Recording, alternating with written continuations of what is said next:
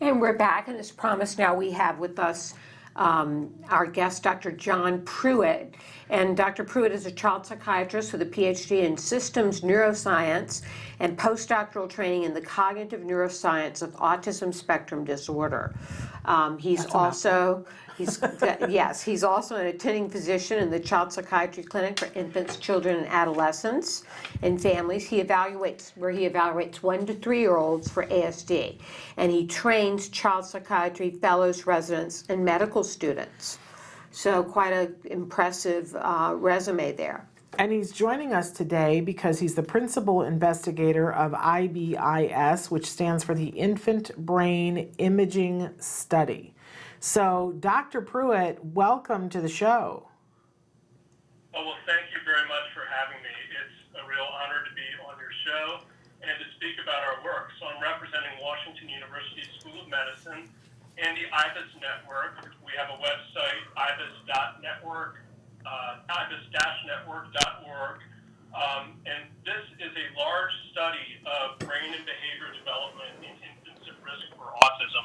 I should say right up front that Joseph Piven at University of North Carolina at Chapel Hill has been the overall network principal investigator, and I'll talk soon about the new project that I co-lead with him. And so we are studying brain and behavior development in infants who are at risk for autism spectrum disorder.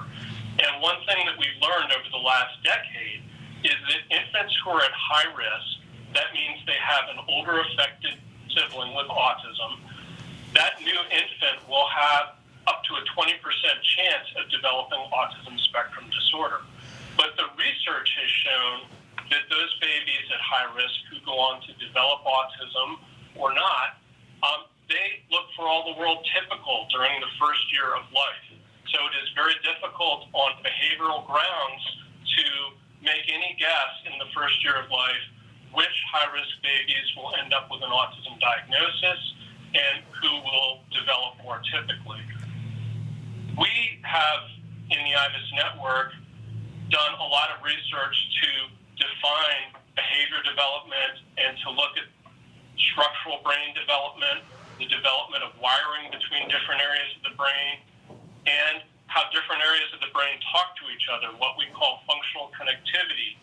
And that's my particular area. So IBIS started in 2007, and we joined in 2009 to add what we call functional connectivity MRI, or fcMRI. And we can use scan acquisitions that effectively look at how, say, this part of the brain talks to this part of the brain. And the amazing thing is that we could do this while subjects are sleeping or lying quietly in the scanner. The point about sleep is important because the scans that we do in babies are performed while the babies are naturally sleeping.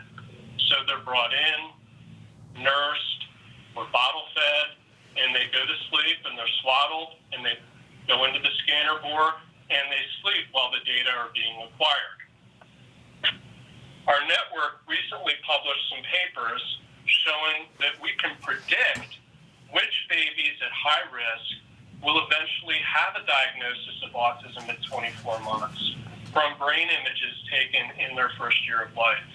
One paper was led by Dr. Heather Hazlett from North Carolina that was published in Nature in 2017, and that used structural MRI, looking at pictures of brain structure and showing that changes in the development and expansion of brain surface area between 6 and 12 months led to increases in brain volume between 12 and 24 months, and that these findings at 6 and 12 months had what we call an 80% positive predictive value. That means if the test says, wow, this baby will have autism, there's an 80% chance that that measurement is accurate.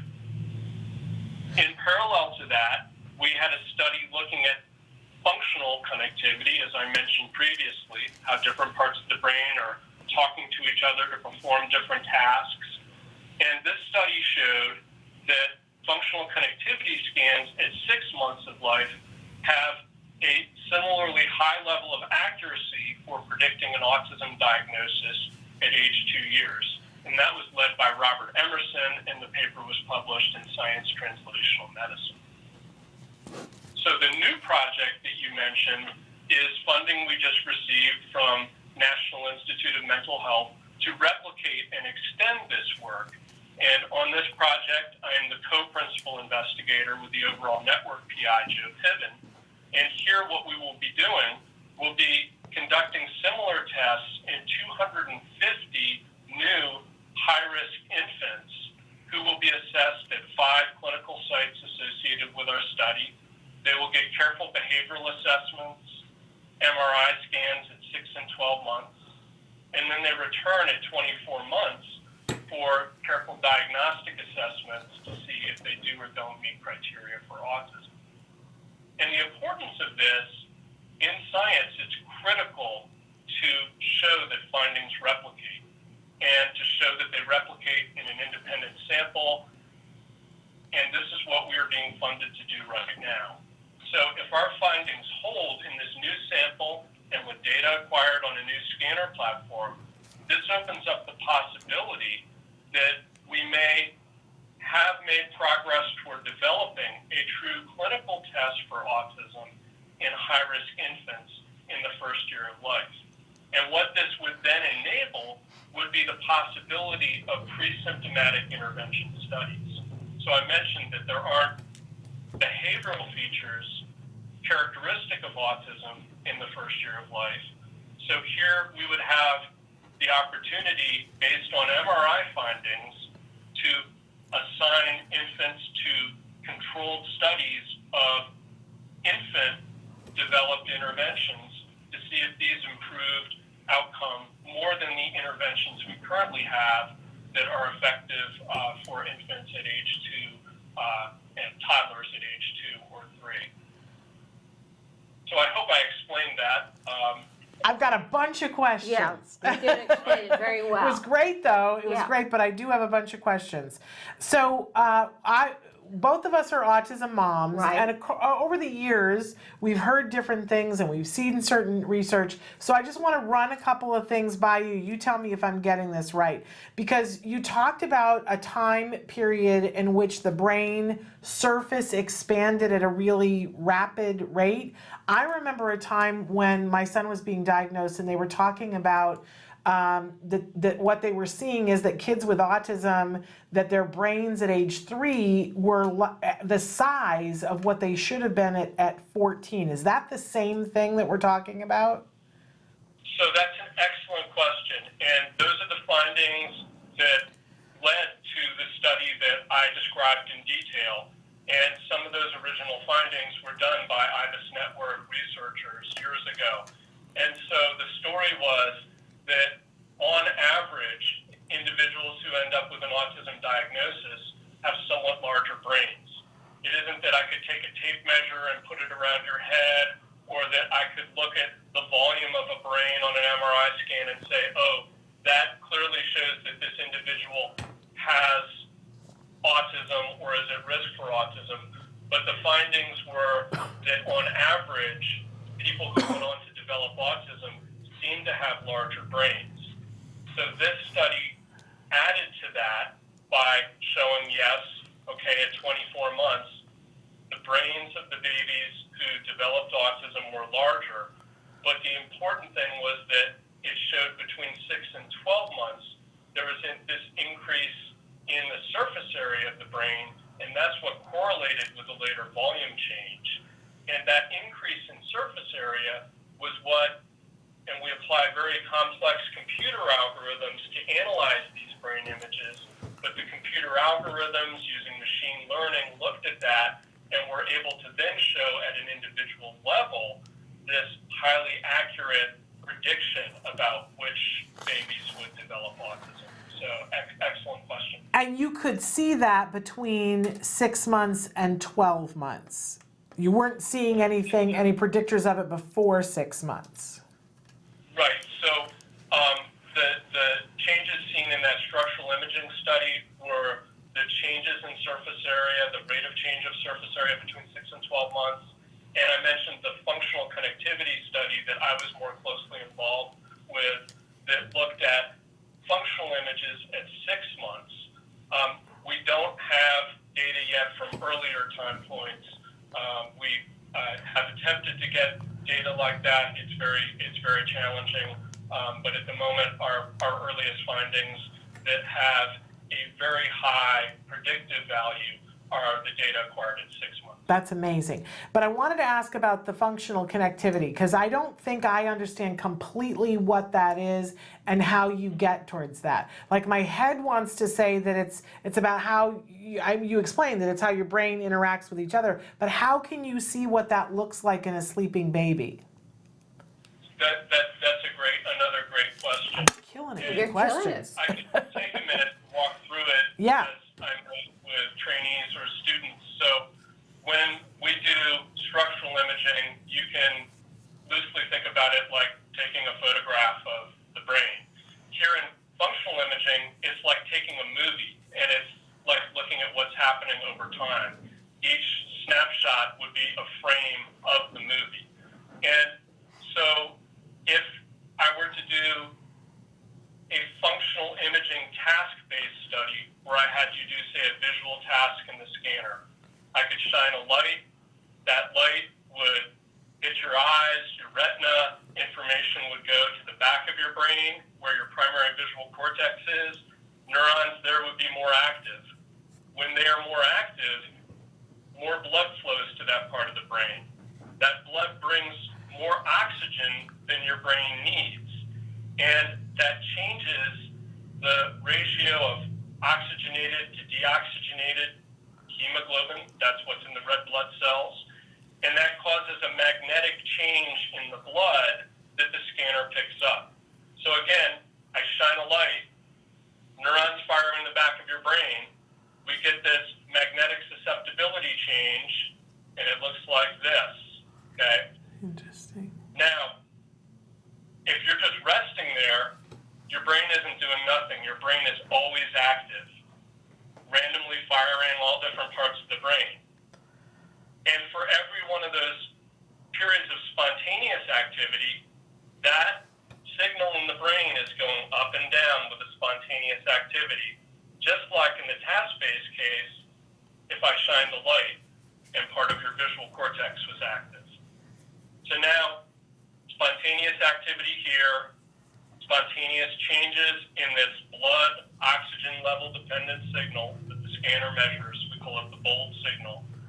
If this part of the brain talks to this part of the brain, activity here is driving activity here.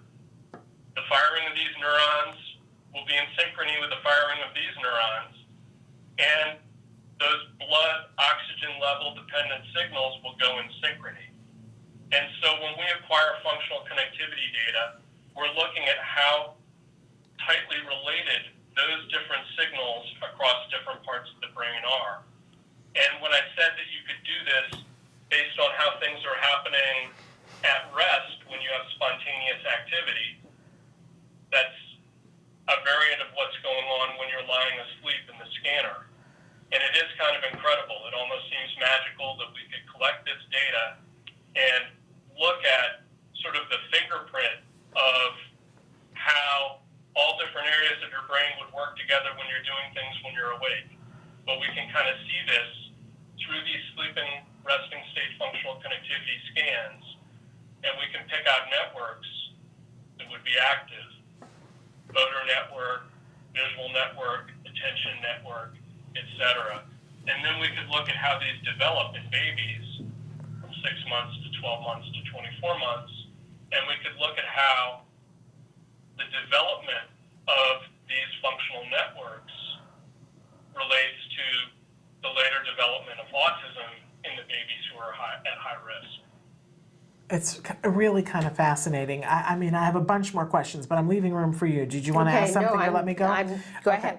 Okay, so I also wanted to double check because you talk about you've already been able to do these studies and already be able to see that you can predict successfully, but my understanding, and check me on this, is that now with this new study, what you're looking to do is simply to reprove it with a different group of kids, a larger group of kids. So you're just, as you say, replicating your first study. You're just making sure that what you found in that one study is what you'll find again. Another great question, and yes, and that's critically important for basic science and clinical science for the field of autism and for the field of medicine in general. So studies have to be replicated to really show that they hold up, to show that a prior finding, though it seemed very solid, and the fact that we have these exciting predictive results using structural imaging and functional imaging make us think that there's a very high likelihood that they'll replicate. But we still have to see that it will replicate. Okay, so the study, the one is to replicate what we've done before, and the other is to extend that beyond just saying that we might be able to predict which high-risk babies develop autism, yes or no. But as you know, and I'm sure many in the audience here know, autism spectrum disorder symptoms go on a continuum, and they're continuously distributed in the general population. And so we, in the second aim of this project now, want to additionally see if we can predict individual levels of continuously measurable behavior that's associated with autism. wow. Language behavior, joint attention behavior, that's how infants and parents coordinate their attention with objects, motor behavior, and repetitive behavior.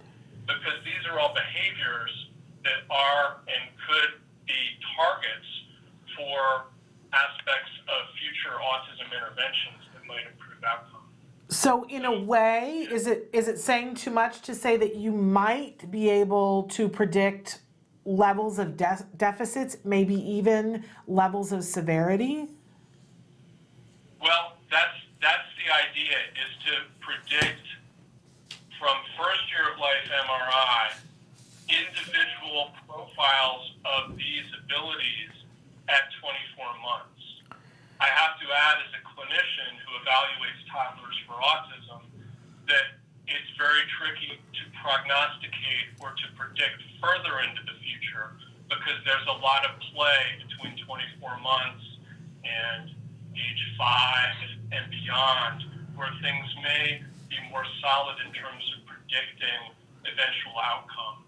The IBIS project, more broadly, is funded now to bring back the previously studied infants at age 10. And so our network may have the ability to answer some of these very specific questions about early data and predicting school age function. And so that's a very important part of the story. But so, yes, the short answer is predicting individual profiles, but in terms of high or low functioning, we need to think about the longer life trajectory and where people are ending up later on.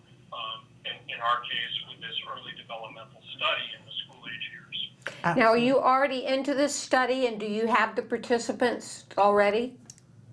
Thank you for asking that. So we are beginning to do recruitment, and we are now IRB approved to enroll families.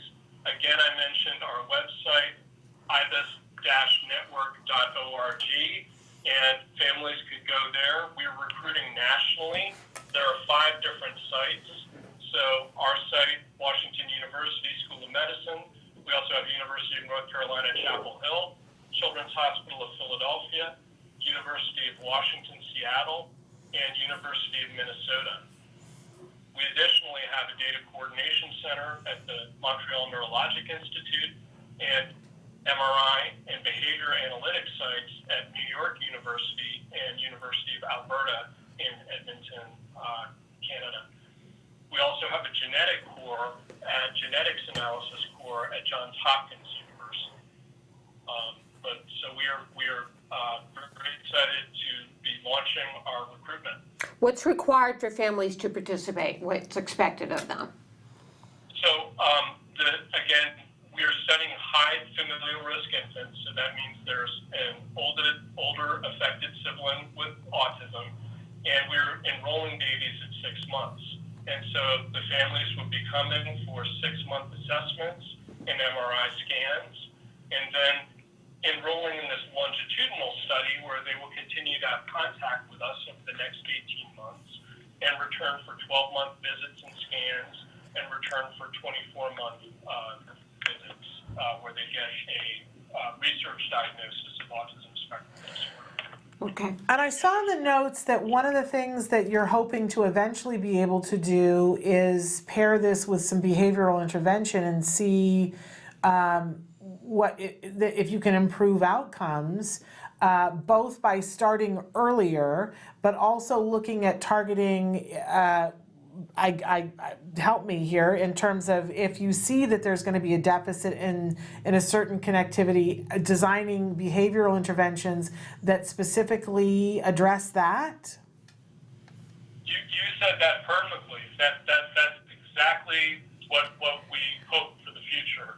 And so, again, with this notion that high familial risk infants have a 20% chance of developing autism, if we don't have behavioral features that tell us who will and who won't have autism, in the first year of life, it's very inefficient, very cost ineffective to think about doing a large-scale randomized clinical behavior intervention study.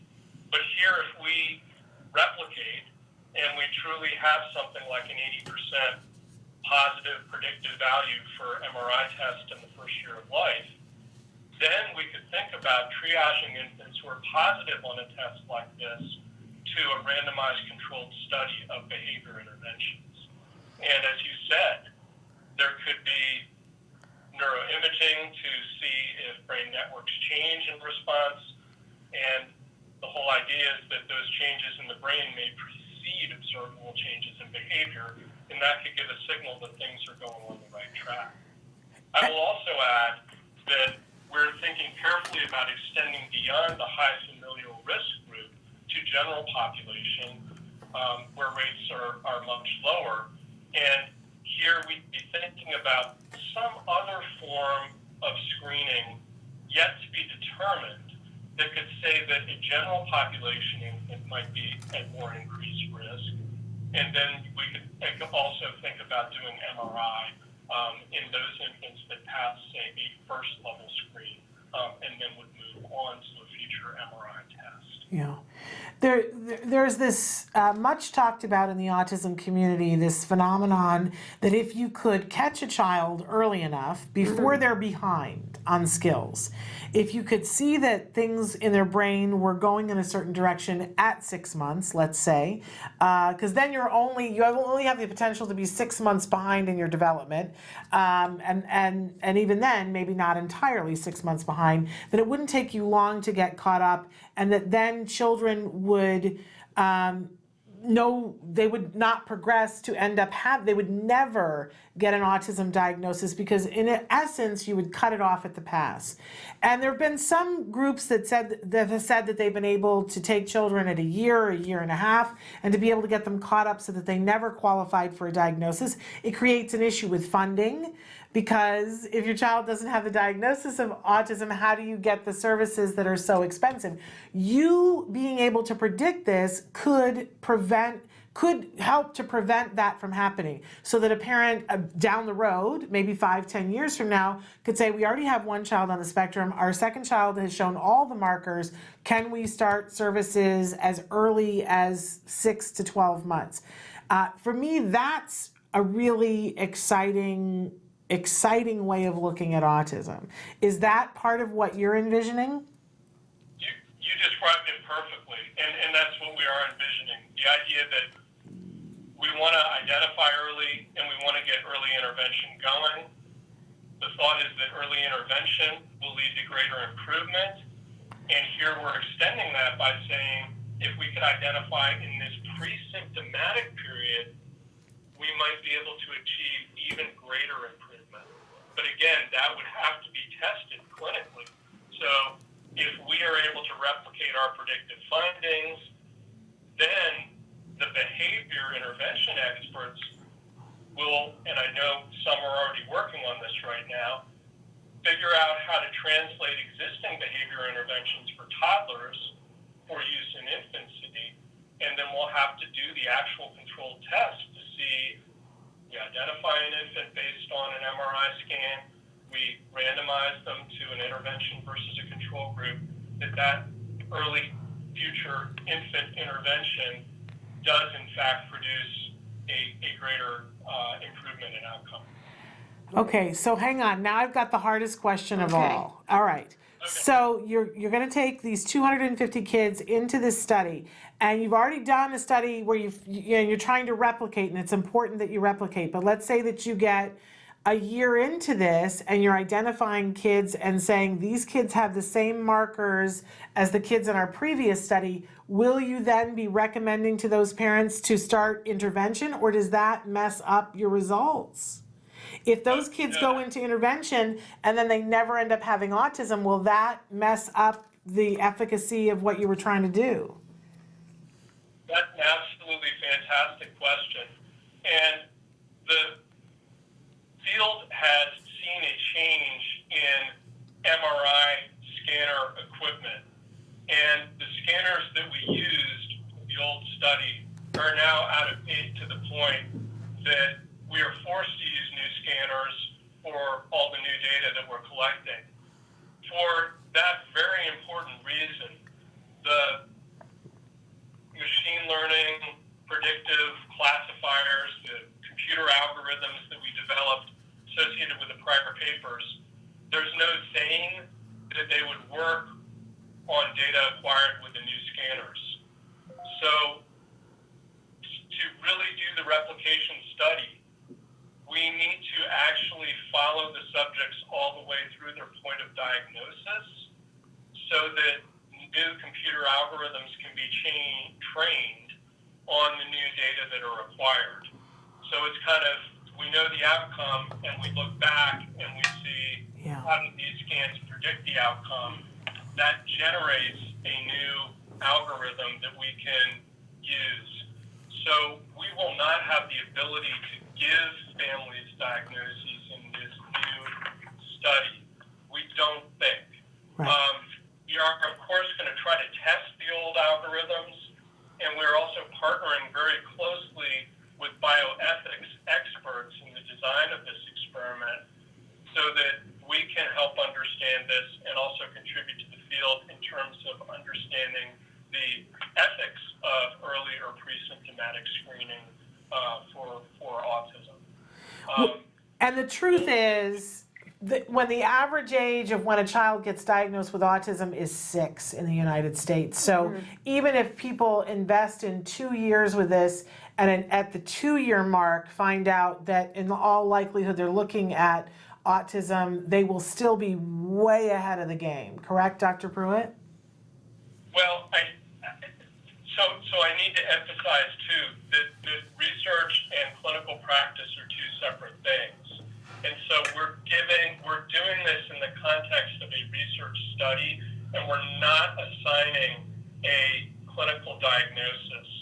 So we do in the present study, as we did in the prior study, have IRB approval to return clinical information that we acquire, the behavior information, the assessments, that families can then take to their pediatricians or developmental pediatricians or neurologists for recommendations about their child's care. Okay. And the people involved in the study at our site and all the other sites have clinical providers. I have an autism clinic, multiple others in our study here do, et cetera. Okay, well, this is fascinating. Unfortunately, we're out of time. Let's hit the websites one more time. Where do people need to go if they want to be a part of the study? Sure. It's ibis-network.org, and I mentioned the sites and my co-principal investigator on the new project. I just would also like to take a moment to give tremendous thanks to all the families who have been involved in our studies previously, to also say how excited we are about the opportunity to work with new families in this new cohort, to mention our prior funding from NICHD,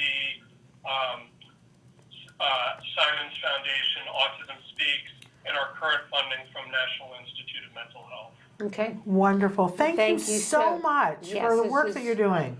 It's going to be a game Thank you changer. for having me. Absolutely. Yeah, this is a real game changer. We for really families. appreciate you taking the time to do it, and so we wish you luck, and please come back and tell us when you've got more information. I would love to do that. Okay, Wonderful. thank you, Thank Dr. you Pruett. so much. Thank you, Shannon. Thank you, Nancy. Bye-bye.